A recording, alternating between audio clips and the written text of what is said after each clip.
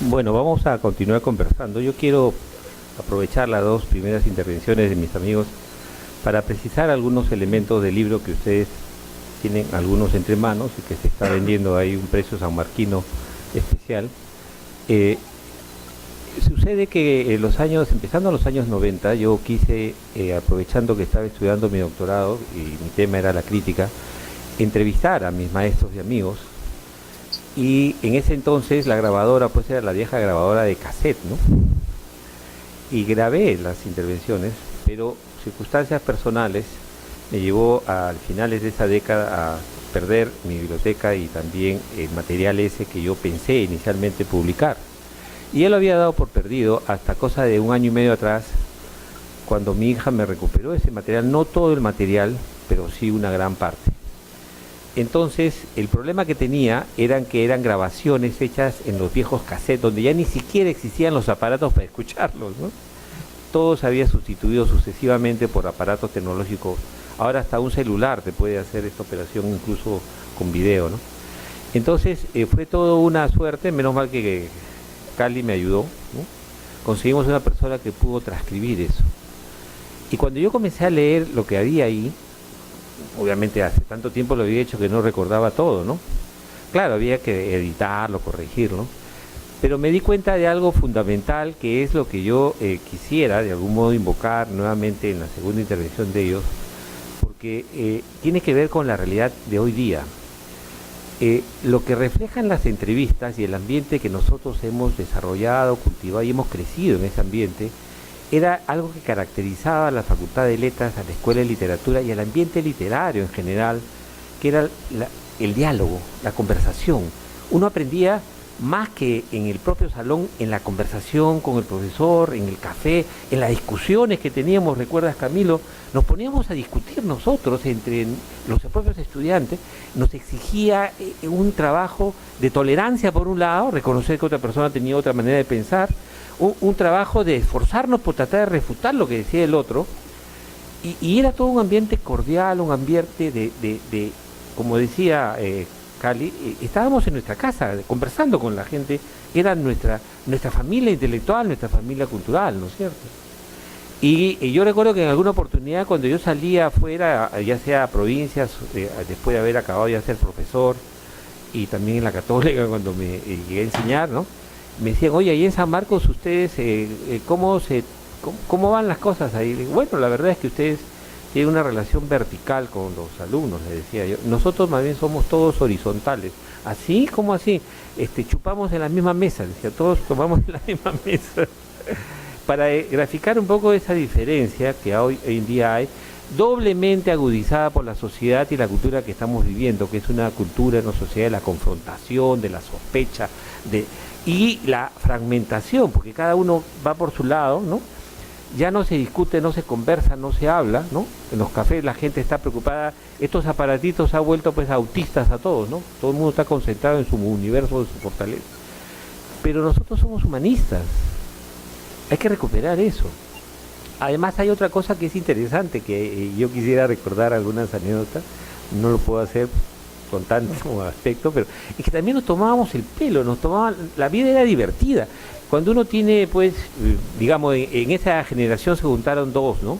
Chiquillos como Camilo, tú sabes que cuál era la chapa de Camilo, no le han dicho, se los voy a decir, Agua San Luis, químicamente puro. Él cuando nació quería estudiar literatura, acabó primaria, mejor alumno, quería estudiar literatura, acabó secundaria, mejor alumno, ¿qué vas a estudiar, hijito? Medicina, no, literatura, acá lo tienen, químicamente puro, Agua San Luis, ¿no es cierto? Y cada uno de nosotros tenía una chapa y nos tomábamos el pelo, ¿no? El hombre más serio era Cali, mentira, ¿no? ¿Qué ocurre con nosotros? La cultura también humanística es una cultura del humor, de la ironía, ¿no es cierto?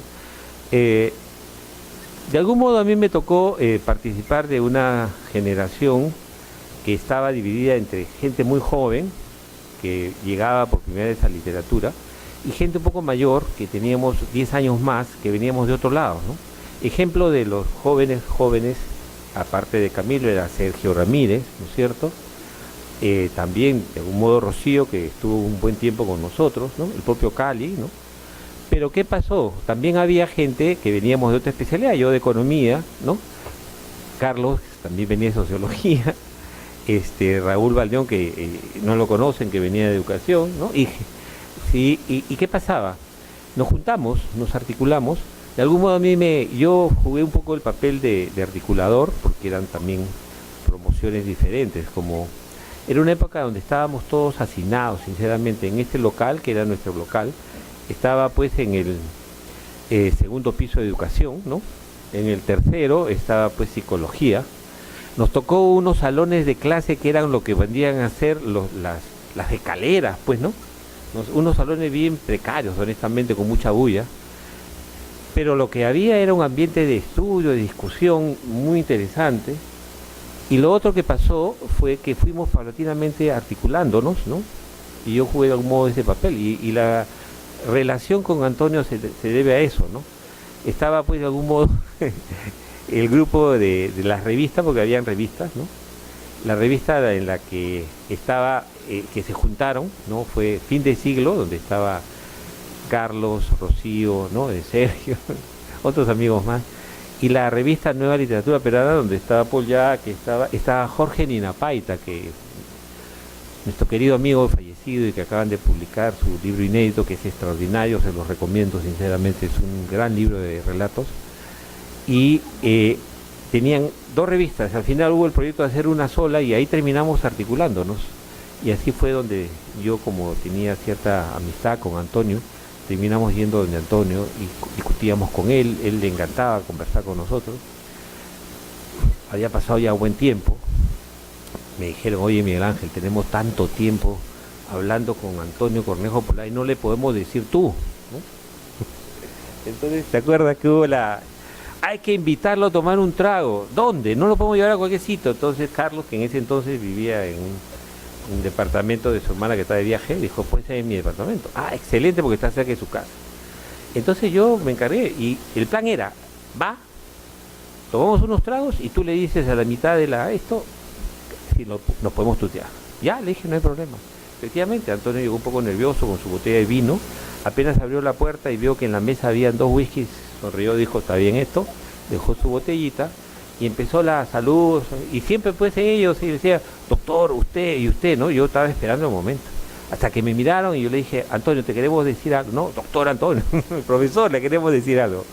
Y le dije, tanto tiempo que nos conocemos, yo creo que es conveniente, tal vez nos tuteamos. Pero Miguel Ángel, por supuesto, cuando ustedes quieran, no hay ningún problema. Y yo, obviamente, a partir de ese instante, lo comencé a tutear a Antonio, ¿no?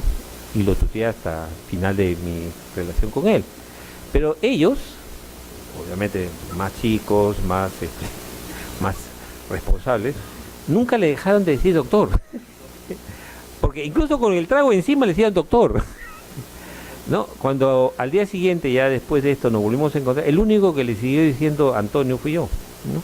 Esto grafica de algún modo también a pesar de ese diálogo, esa integración que había entre profesores y alumnos, había un profundo respeto por la calidad intelectual y humana de esos profesores, ¿no? Yo creo que no me van a negar lo que estoy diciendo. San Marcos no era la mejor universidad en letras, en literatura, porque tuviera el mejor ambiente físico, el mejor local, era por la gente, los profesores y los estudiantes. Y yo sigo creyendo que sigue siendo lo mismo, solo que hay que reverdecer esas prácticas, esas tradiciones. Entonces yo, de algún modo, me gustaría, antes de que si tienen alguna pregunta ustedes, escuchar un poco esa parte del hecho dialógico, de lo de las cafeterías, de las anécdotas personales que cada uno tiene de esos maestros. Ellos ya son, tanto Camilo como Cali, ya están tíos, pues, ¿no? Yo no como yo, que estoy joven, pero en fin, lo que pasa es que ellos también han sido jóvenes y tienen ocasión de conversar con ellos y preguntarle cosas que no están escritas. Estas cosas son cosas que cuando la persona se muere y nadie se acuerda más. Entonces es una muy buena ocasión. Por ejemplo, yo recuerdo algo que a mí me llamó mucho la atención con Camilo, porque ustedes no sé si saben, se lo voy a dejar como pregunta a Camilo. Camilo es poeta, ¿no? Y publicó un libro, y no saben las circunstancias de la publicación de ese libro, y le voy a pedir a Camilo que lo recuerde, y sobre todo qué pasó en el entorno de ese momento, y qué pasaba entre la creación y la crítica. Y en el lado de Cali hay algo que es bien curioso. No se había dado la renovación, dijo él. Claro, efectivamente. Yo me acuerdo mucho que en mi primera clase que yo dicté, estaba Cali ahí, que no tenía que estar, sino que yo lo invité porque quería saber cómo, y a ver si cuenta algo de eso.